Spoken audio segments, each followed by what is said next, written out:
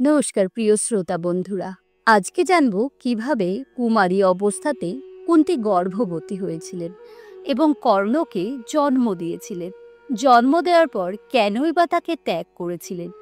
হিন্দু মহাকাব্য মহাভারতের অন্যতম প্রধান চরিত্র হলেন কুন্তী। তিনি ছিলেন পঞ্চকন্যার মধ্যে একজন। রাজা পাণ্ডুর স্ত্রী এবং পাণ্ডবদের মাতা। কুন্তী ছিলেন একজন বিস্ময়কর মহিলা। তিনি তার স্বামীর মৃত্যুর পর তার 5 পুত্রকে ভালোভাবে লালন পালন করেছিলেন। তিনি তার পুত্রদের এমন শিক্ষা দান করেছিলেন যে যুগ যুগ ধরে মানুষ তাদের মনে রেখেছে এবং তাদের উদাহরণ দিয়ে এসেছে। কিন্তু এত কিছুর পরেও কিছু মানুষ কুন্তী সম্পর্কে কটূক্তি করতেও ছাড়ে না, কারণ তিনি কুমারী অবস্থাতেই মা হয়েছিলেন এবং তার সন্তান কর্ণকে ত্যাগ করেছিলেন। বন্ধুরা, আজকে ভিডিওর মাধ্যমে আমরা জানব কিভাবে কুন্তী কুমারী অবস্থাতেই মা হয়েছিলেন। কর্ণ ছিল সূর্যদেবের সন্তান। কিভাবে কুন্তী ও সূর্যদেবের সম্পর্ক তৈরি হয়, কিভাবে কুন্তী ও সূর্যদেবের একটি ভুলের কারণে সারা জীবন অপমানিত হতে হয় কর্ণকে। তো চলুন ভিডিওটি শুরু করা যাক। কুন্তী ছিলেন যদুবংশীয় রাজা শূরসেনের কন্যা। তার পূর্ব নাম ছিল পৃথা। কুন্তীকে তার নিকট আত্মীয় রাজা কুন্তীভোজ দত্তক নিয়েছিলেন। এই কুন্তীভোজ ছিলেন নিঃসন্তান। শূরসেন তাকে কথা দিয়েছিলেন তিনি তার প্রথম সন্তানকে তাকে দত্তক দেবেন।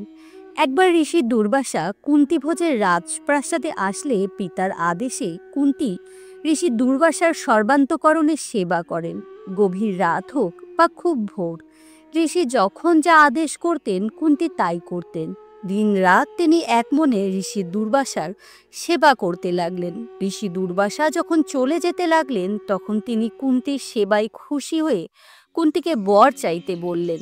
কুন্তী কিছুই বুঝতে পারলেন না কি বর চাইবেন। তখন ঋষি দুর্বাসা কুন্তীকে একটি মন্ত্র শিখিয়ে দিলেন। সেই মন্ত্র বলে কুন্তী তার ইচ্ছা অনুসারে যে কোনো দেবতাকে আহ্বান করতে পারতেন। এই বরটি পরে তার এবং তার পুত্র উভয়ের জন্যই অভিশাপ হয়ে ওঠে। ঋষি দুর্বাসা চলে যাওয়ার পর হঠাৎ একদিন কুন্তী ভাবলেন, ঋষি দুর্বাসা যে বর প্রদান করেছেন তা কতটা কার্যকর তা একবার পরীক্ষা করে নেওয়া যাক। ঋষি দুর্বাসার দেয়া মন্ত্র বলে সত্যি কি কোনো দেবতা আসবে? এই ভেবে কুন্তী তার ঘরের জানালার দিকে তাকালেন।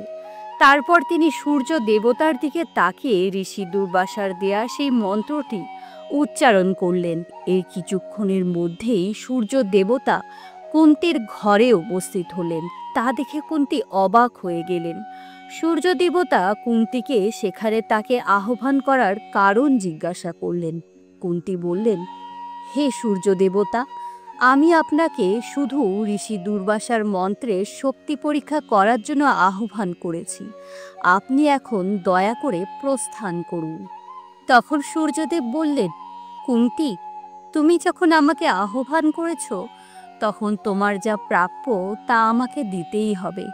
তুমি ওই মন্ত্র দ্বারা নিজ ইচ্ছায় আমাকে আহ্বান করেছ, এতএব আমার অংশ তোমাকে নিতে হবে এবং তোমাকে তা গ্রহণ করতেই হবে। আমি আমার সন্তানকে তোমার শরীরে প্রবেশ করাবো, তুমি আমার সন্তানের জননী হবে। এই কথা শুনে কুন্তী ভয় পেয়ে গেলেন এবং সূর্যদেবকে বারবার ফিরে যেতে অনুরোধ করলেন। তখন সূর্যদেব বললেন, এই সন্তান জন্ম না নিলে আমার তেজ কমে যাবে।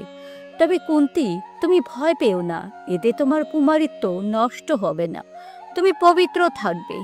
এই পুত্র কবচ ও কুন্তল দিয়ে পৃথিবীতে জন্মগ্রহণ করবে এবং সমগ্র সৃষ্টিতে সে মহান দাতা হিসেবে পরিচিত হবে। সূর্যদেব চলে যাওয়ার পর কুন্তী তার কাছে ক্ষমা প্রার্থনা করেন। তবে তিনি খুবই চিন্তিত হয়ে পড়েন, কারণ তিনি ছিলেন অবিবাহিতা কিশোরী। গর্ভবতী হয়ে পড়লে তিনি সমাজে কলঙ্কিত হবেন। এইভাবে দিন কাটতে লাগলো। সমগ্র সমাজের কাছে তিনি তার গর্ভধারণের রহস্য লুকিয়ে রাখলেন। অবশেষে সেই দিন আসলো যখন কর্ণের জন্ম হলো। কর্ণ কবচ ও কুন্তল নিয়ে জন্মগ্রহণ করলেন। তার মুখে সূর্যদেবের মতো অসীম প্রতাপ ফুটে উঠল। কিন্তু সেই পুত্রকে নিয়ে কুন্তী দ্বন্দ্বে পড়ে গেলেন। তাকে ত্যাগ করতে তার মন চাইছিল না, কিন্তু লোকলজ্জার ভয়ে সেই সন্তানকে তিনি নিজের কাছেও রাখতে পারছিলেন না। অবশেষে সব দ্বিধাদ্বন্দ্ব কাটিয়ে সেই নবজাতককে একটি দোলনায় রেখে গঙ্গা নদীতে ভাসিয়ে দেন। তবে সূর্যদেবের আশীর্বাদে কর্ণের কিছুই হয়নি। কর্ণকে একটি নিঃসন্তান দম্পতি অধিরথ ও তার স্ত্রী রাধা খুঁজে পান এবং তারাই তাকে নিজের সন্তানের মতো বড় করে তোলেন। অধিরথ ছিলেন সুতবর্ণের মানুষ, তাই সকলে কর্ণকে সুতপুত্র বলে অভিহিত করতে শুরু করে। তো এই ছিল কুন্তী ও কর্ণের কাহিনী। কাহিনীটি কেমন লাগলো তা অবশ্যই জানাবেন। সকলে ভালো থাকবেন। নমস্কার।